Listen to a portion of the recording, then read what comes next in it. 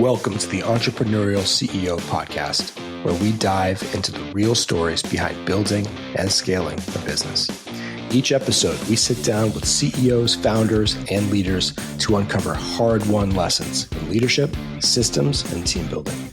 Listen in each week to learn directly from real business leaders who have been in your shoes, had success, made the mistakes, and all of the messiness that comes with building a business. If you're ready to learn from real-world leaders and gain insights you can apply today, you're in the right place. So let's get started. Hey, everyone. Welcome to the show today. Today, it's Mike and I talking. We're going to be going through Q&A from listeners and from all of our clients. And so we've got a lot of great content today. Mike, good to see you, man. Hey, good to see you, bro. Nice to see you, Andrew. A little, what's today? January 20... What's the date today? 28th. 2 days after the championship game where my Bills lost to Kansas City again. So it's tough, man. It's tough. Dude, I'm on the... You're easing out of the depression, despair. Well, sort of, except for the next 2 weeks, I just get to watch the 4 Super Bowls we lost instead of just hearing all the conversation about the 4 times Kansas City beat us in the last 5 years. So it's like rubbing salt. But this isn't a sports podcast. Yeah. I know, but we're going to kind of rant a little bit like a sports podcast. Hopefully we disagree a little bit and challenge each other. So yeah, that's what this is about. Let's talk through some cool business topics and issues, and let's go. Let's go, man. You know what? Before we start, you asked me a question. We were doing this last week, and I don't know if it's going to turn into a podcast, what we did last week, but we were just debating some stuff. And you said hey, what's this thing about working on your business versus in your business?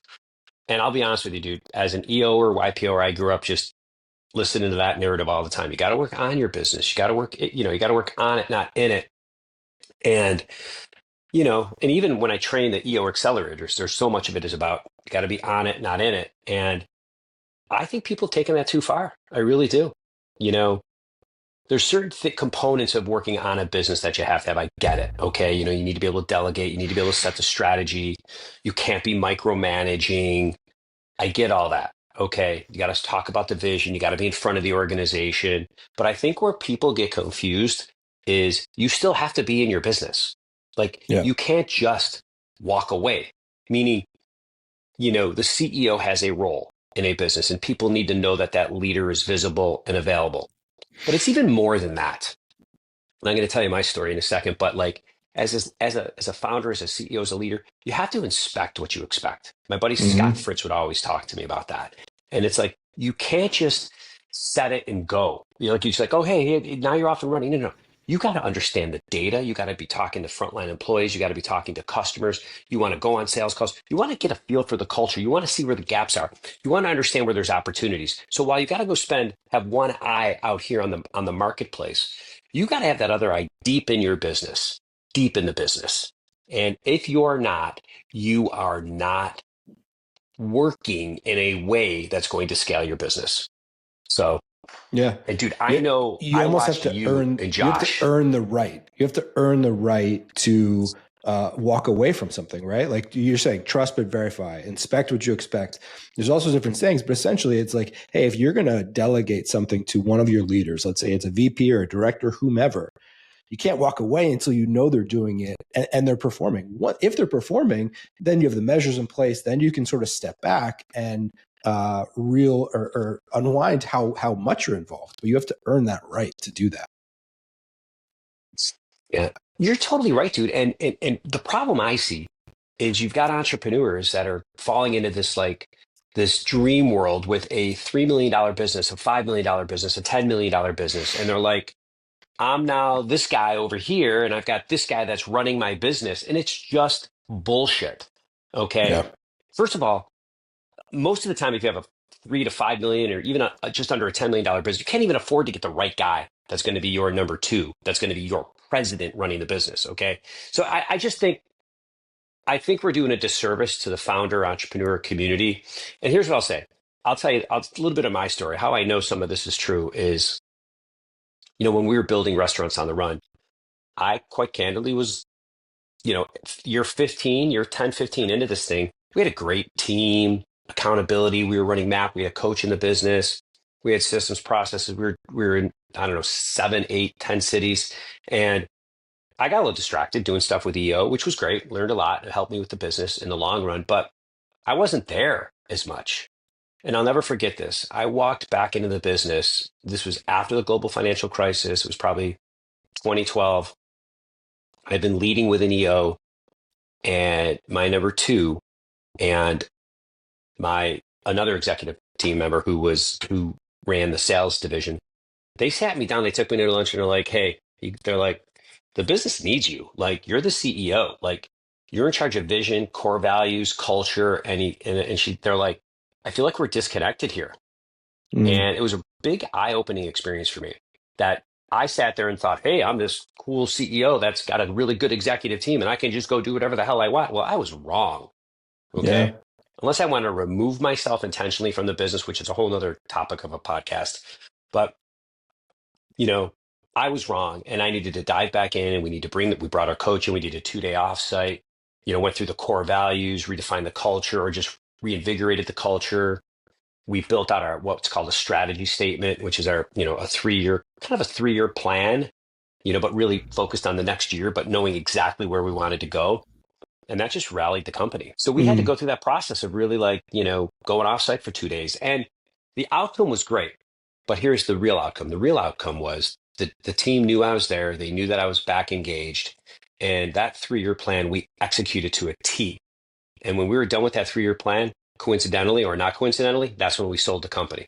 We literally doubled the size of the company in that 3-year plan, but we got intentional about it, put a plan together. I was re-engaged. We had a way to follow up on it. And that wasn't happening before because I wasn't there inspecting what I expect. That's super amazing. And so the team had it's good they had the confidence and the relationship with you to be able to bring that to you, right? I think some people might not know how that was going to end up, but they felt that they were comfortable enough to bring that to you. That's a great point. Now, I'll be honest with you, like my number two at the time was Ryan Flower, who's now, on the executive team here at MAP, senior consultant. He moved over to Grubhub for a while. So it's a good story. And he probably he can probably add a lot more flavor to it. That isn't as flattering, even though that wasn't flattering. I'm sure it can be a lot less flattering if you get Ryan to tell it. So, but I'd love to hear more. But it's cool though. It's anyway. So I'm sure we could go deeper on this, but I'm like, I had just found that. Go ahead. I mean, let me just say this. I have found that. I remember when I used to talk to Josh, your partner in your last couple companies, and obviously you guys were running MAP and sold those businesses, but he always railed on me that I wasn't in the business enough. And he was right. I mean, he was right. I am looking at some of our friends that have sold their companies, and I'm looking at one common theme. It's like they were in it. There was no fluff. They were in it like you were. They were grinding. I'm not saying you can't have work-life balance. I'm not saying micromanage. That's not what I'm saying. But they were in that business day to day. They knew exactly what was going on. But they knew it from a CEO's perspective that said, we're going to scale this business and we're going to grow it and then get it ready to sell. And I've yet to find the biggest exits I've seen have had CEOs with that mentality. So I kind of had it wrong, meaning I thought you build the team and you just kind of go off on fluff land. Well, that doesn't work if you want them. We had a great exit, don't get me wrong, but could we have been Grubhub? Yeah. Instead of being bought by Grubhub? Yeah. I don't know. Just being candid. No, man, it's tough. I mean, I think that we recently had Rick Hogler from Pan American Properties, a MAP client on here. And we were talking about this particular topic because it's tough, right? There's this negative connotation to micromanaging.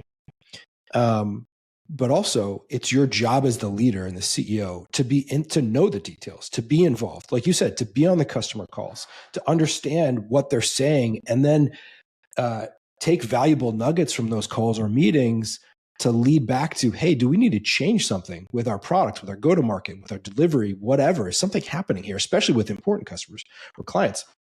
So how do you as a leader balance that? And I asked Rick, and his answer was, it's my gut, right? And I'll tell you, Josh was big on that too. Like he just knew, right? Josh had great intuition. He had a great gut. He had great instincts. Some people do, some people don't. But I think that there's probably more there. There's probably a process, right? There's probably understanding. You have to have your hands in the details, hands on the business, so that you understand, or you can identify those signals when something doesn't seem right, something feels off. I need to get more involved here. And, or this leader is this number two, or, director, whomever I have, is good enough that I can delegate more, right? I know he or she is going to crush it, and I don't need to ride them so much, right? Yeah. But like you look at some of the great leaders, I mean, Steve Jobs, great example, notorious micromanager. He was involved with everything. And you would think somebody like the head of design, was it Joni Ive? Like he would have hated him because he's telling him like, dude, you're a world-class designer. And you have the CEOs like so involved. You'd be like, dude, leave me alone. But no, he respected it because he knew they had this shared mission. Like we're just trying to create the most amazing product in the world. And we're going to push each other. We're going to debate. That's cool. But like we're coming at it from a shared perspective and a shared goal. And I think maybe that's the most important part, where it's not about you. We talk about that at MAP, right? It's attack the problem, not the person. Same thing here. It's like you're attacking the problem. I'm not questioning your abilities. I'm just questioning whether we're doing things the right way. Dude, I couldn't have said that any better. I mean, you're right. So you're saying, what I'm hearing you say, playing it back, is like, it takes leadership, you as a leader, to create that the culture and the vision you want for the business, and that everybody's buying into. So when you're diving deep into things and working with people, like you're not sitting there micromanaging, you're sitting there because you're all going through as a common thing, and you're leaving ego at the door, which is a great sign of leadership. If you can leave ego at the door, and you guys can have good conversations about because there's a purpose, there's a vision, there's what's the goal. We're going in a direction. I think you're right. I think it starts there, number one. Number two, and again, we're talking about working, that balance between on the business and in the business. And there's really, I think it's a fallacy. We're talking about how to actually be a CEO. And so, you have a shared vision so you can have great, candid coaching conversations with your people. Number one. Number two, we talk about humility, being able to leave the ego at the door.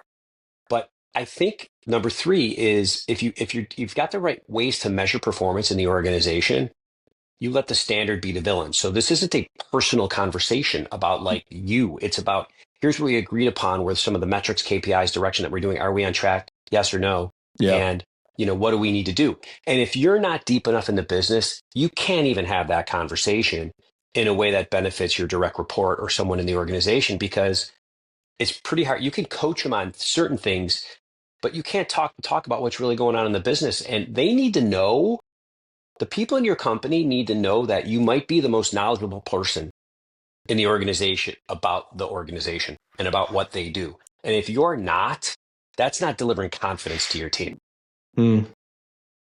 Yeah, I like that. Let the standard be the villain. Yep. So it's like, you put those things together and it's like, that's what we're talking about here. So anyways. But you have to create that culture. You have to be intentional about how you set that culture and set that tone with your team. Right? That's a good point. So that comes down to vision and core values and purpose. But I think all that fits into culture. But the other side of that is the ability to use your data the right way. And what I mean by that is measure the right things and hold people accountable. When you combine those two things, you can have deep conversations. And I think it's funny that you said like the founder's gut. Sometimes the founder has that gut feeling. And we talked about decision-making, I think, last week, and I may have mentioned that Lee, my coach, who's a senior consultant here at MAP, he always told me, Michael, you're not trusting your gut. You're letting other people from the outside come in and change your vital factors. They're like, you're getting so much information and you're paralyzed in decision-making. And sometimes like, what you need to do, you just need to get it done and do it like you talked about. Yeah. At some point, you have to trust your instincts. And I was listening to this podcast recently about Bezos, and what they were saying about him was he admits that he is willing to be moved off his position often. So in their meetings, they'll debate often, and he can be persuaded to go in the other direction. Except there's some instances where there's nothing that will change his mind. And one of those decisions was about Prime and the way that they would deliver products to customers. And I thought that was really interesting, right? Where again, it's just your gut. He just had this feeling. He knew that was the right course, and no data and no persuasion, nothing was going to change his mind.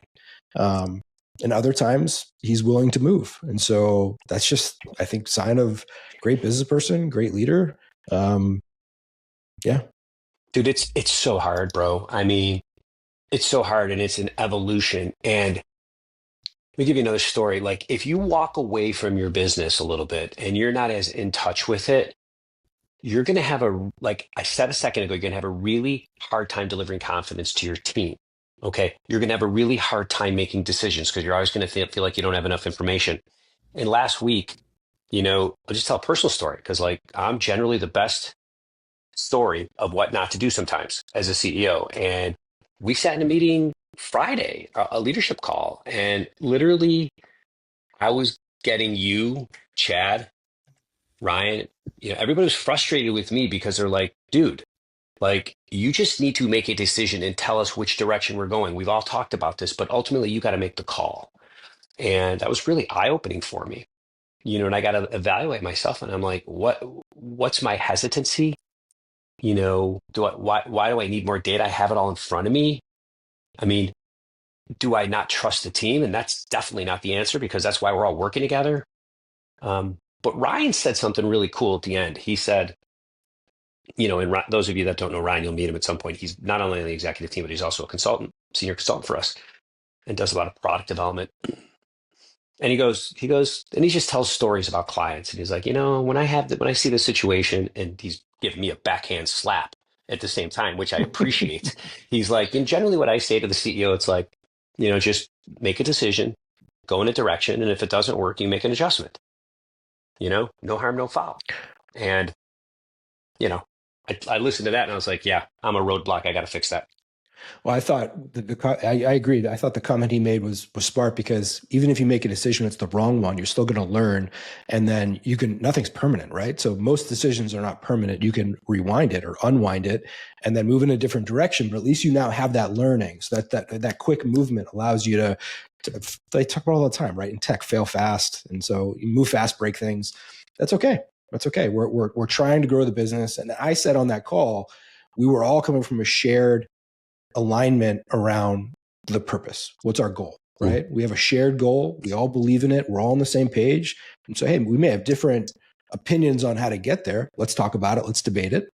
But I think as long as you're all coming from that perspective, that shared alignment, that shared goal really helps, right? Again, it's like, hey, we're trying to attack the problem. It's not that we're attacking a person's opinion or, nobody's competent. It's just, hey, let's figure out how to get there.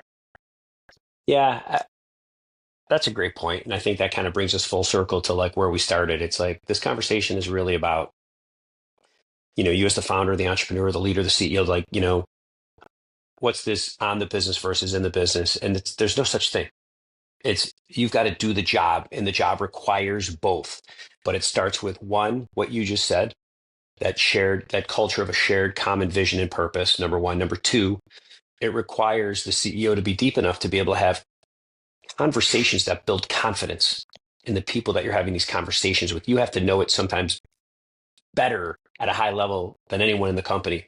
But the third thing in this that we can never forget, and you can't get there if you don't have the first two, the common vision, and the data, and you understand what's really going on in your business, that's trusting the founder's gut. But if you're not in that business enough, and you haven't established direction, and you haven't built that rapport with your team, that founder's good. You're not going to trust your gut. Yeah. And maybe that's why I've had troubles with decisions, is maybe I haven't been deep enough. Now I'm going way deeper. And all of a sudden I'm starting to trust my gut a little bit more. I will say, Lee always talks about the pendulum, right? And so I've definitely been in, I think there is a balance there because I've worked with some CEOs where they are too in the business. I mean, they are literally hands on keyboards, maybe doing work that they should not be doing as a CEO once they've scaled to a certain point. Look, it depends on the stage of your business. If you're, sub $1 million or whatever it is, tiny business, then sure, maybe you're actually doing the execution of the work. But as you start to grow and scale, typically you're going to delegate those things to somebody else. Now you need to be, to your point, you still have to be involved and understand what's happening so you don't lose control. And so you actually can continue to grow with confidence. But there's I've worked with CEOs where they just have a challenge letting go. They have a challenge with delegation. They have a challenge with trust and with their team. And that's a problem, I think, with young entrepreneurs. You're right. Listen, the in your business, on your business fallacy, that doesn't work unless you know how to delegate. That doesn't work if you can't create the distinction between micromanagement and delegation. You got to delegate, trust your people to get the job done, and then coach them. And you need all those things we talked about earlier in order to make for that to be effective. So This is good, bro. This is a good topic. Controversial. I could see like a social media post, like creating some like frustration with this, like work on your business. It's a fallacy type of thing. I mean, everybody struggles with it. I think, especially, younger CEOs, younger entrepreneurs, they struggle with it. And everybody, especially if it's your business that you start, the sense of ownership and the sense of like, oh my God, you just want to control it, but you have to let go. You're right. It's a balance. But that doesn't mean you're not in your business. It just means you're working smarter and you still understand it. And you still you understand the day-to-day, you understand the people, you understand the customers. You're making decisions based on what you're seeing in that business, not based on you traveling and not looking at your business. So, well, look, if you want to grow, you have to. If you want to grow and you want to scale, then you're going to have to learn to let go. Okay. You know what, bro? It's a great point, because you're right. If you decide to say, I'm going to build a business and it's going to be a lifestyle business, good for you. Yeah. Put your number 2 in place, go for it. Yeah. And that's great for people. But if you're also sitting here saying, we're doing this and we're taking it there, those are two different mentalities. Yep. I'm not saying either one is right or wrong. So, yep. And that's where, if you do choose the scale path and you choose the growth path, that's where it becomes so important to build a team and culture that have those values and have the culture of accountability, culture of performance, and make sure that you're hiring the right people, instilling the process or installing the process. Like all those other things become so much more important instead of just like having the hands on the keyboard. And that's really hard too. We could be talking semantics. Maybe we need to like define what it's like really like, what's the definition for CEO? And it's not work on it versus in it isn't part of the definition. Some people might perceive that as part of the definition. Okay. They might say, well, I'm working on strategy. That's great, but you can't work on strategy without being in your business. That doesn't exist. Yeah. Okay. Because it's an iterative process that the CEO owns. So you can't just set it and forget about it. You got to be in your business, close enough to your business, close enough to your people, close enough to trends, close enough to understand that is there an opportunity we're missing? And you can't do that if you're not in your business, so to speak. So again, maybe it's semantics. No, I don't think so. I think that's a really good point, because I think that's where the disconnect comes between leadership and the operations of the team, right? Where some leader may define the strategy and then he passes it down to the team and they're like, what are you talking about? That's completely disconnected from what's happening in reality, right? So unless you are ingrained unless you are involved in the business, how can you set the appropriate strategy? Yeah, dude, that's so right. That's so right. And yeah, gosh, that makes me think of all the times that someone has said that to me. But you're right. Okay, we beat this one up, but this is good. I like it. Anyways, it's a good session. This has been a good session. All right, one more question for you before we drop. At MAP, I know that MAP has monthly rhythms, right? A lot of faculty team meetings. A lot of other systems out there have quarterly. Why does MAP and why do you feel that monthly rhythms are the best for a team? Hey, first of all, anybody that's running a system, whether it's weekly, monthly, quarterly, good for you. You're doing something. Okay. you've got to have a framework of managing your business and creating accountability. The reason we believe at MAP that monthly is good is this. I've gone into clients and businesses, and if I go every 90 days, I almost need a complete refresh on what's going on in their business at times, because a lot changes over 90 days. And so if I go every week, it doesn't change very much at all. And so it's just hard to get perspective. You know, there's a place for weekly, definitely check in certain things. There's a place for quarterly, hey, how do we do? Let's get some, what are the priority? What's each department focused on? But monthly seems like the right pulse, because I'm in there enough. We're in there as consultants enough. I mean, I only have a couple clients, but we're able to see the business on a month-to-month basis. So it's 12 check-ins a year, which is a very good pulse to stay close enough to what's happening in that organization. Close enough to make sure everybody's setting goals on a month-to-month basis. Close enough to make sure that the business is performing against the operational plan that we've set. Yeah. Close enough to be able to make adjustments, every 30 days as to where we're going. And so what I find that happens is when you do that, you move a little faster, number one. Accountability is a little tighter, number two. Number three, it's easier for the CEO because he's not trying to run a weekly meeting or he's got a coach in there every single month. And so with the coach in there every month working with the CEO, not only is the CEO job's a little bit easier, but the coach is now a little bit of a CEO whisperer, because he knows the business so well from being there 12 times a year that he can have really good, candid conversations with the CEO about what's really going on in the business. Not high level, really, let's talk about your business and what I'm seeing here now that I've been here for 6 months in a row. I can see where the gaps are, some other things. What do you see? What do I see? And they can have good conversations. So it's a long answer, but I know Vern Harnish would always teach me, the faster you pulse, the faster you can move and adjust. Yeah. And I think a quarterly session to deep dive on that business is the right rhythm. Monthly. I'm sorry, monthly. Yeah, thank you. My bad. Yeah. See, that's why there's two of us.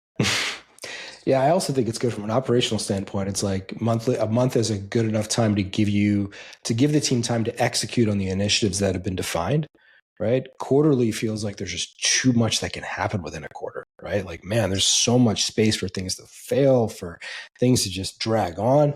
But if you give the team a month, they can certainly execute on whatever they've set forth. Then you check in on that. You're able to look at some of the KPIs to make sure you need to course correct. I've always found that it's the perfect amount of time. Yeah, and listen, some companies are like, there's some great coaches out there that work with teams quarterly, and then internally the team is really good at staying on track. Yeah. But I think that's the exception, not the rule. And I know for me, I can only speak from my own experience. If you would have left me to a quarter, the coach would have walked in 90 days later and I would have changed stuff. But with the monthly rhythm, we stayed closer to what we wanted to be doing and made real-time adjustments. But like I said, the biggest benefit for me was my coach Lee in my business. Like, he knew my business, he knew my people. Like, he got it. Like, he was almost an extension of the team, but far enough away where he could be objective. So anyways, that's my take. That third party is super important. All right. Yeah.